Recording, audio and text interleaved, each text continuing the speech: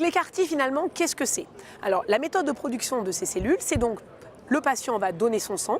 Ce sang va être envoyé dans une unité de production de CAR-T cells dans laquelle on va stimuler les cellules T présentes dans le sang de ce patient et on va y introduire par thérapie génique, par transfert génique, une molécule qui est ce récepteur chimère à l'antigène.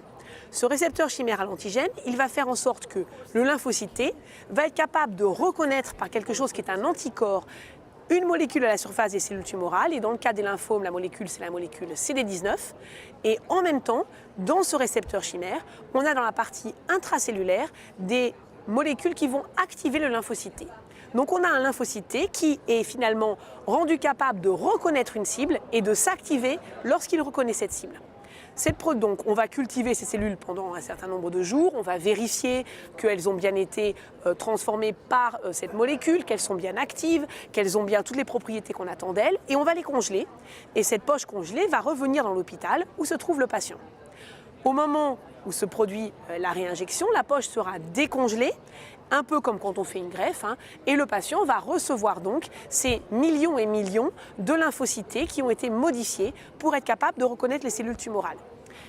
À ce moment-là, ils vont se mettre à détruire les cellules tumorales exprimant la molécule CD19, et ça c'est très efficace et c'est pour ça qu'on a beaucoup de patients qui répondent correctement à ce traitement.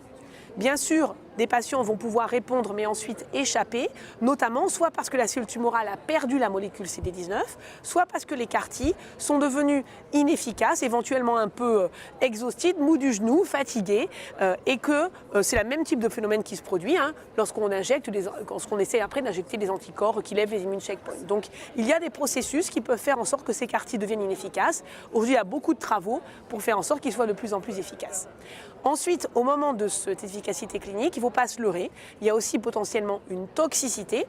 Cette toxicité, elle est quelque part la contrepartie négative de leur efficacité, puisqu'on tue très bien les cellules tumorales, on va avoir des milliers, des milliards de cellules tumorales qui vont mourir, qui vont donc induire une réponse inflammatoire, ça s'appelle le syndrome de Lise, et ça peut aboutir à une toxicité massive chez les patients, mais on le sait, donc les patients sont pris en charge dans des structures spécialisées. C'est pour ça que les CAR-T, de toute façon, ne se font pas dans tous les hôpitaux de périphérie notamment.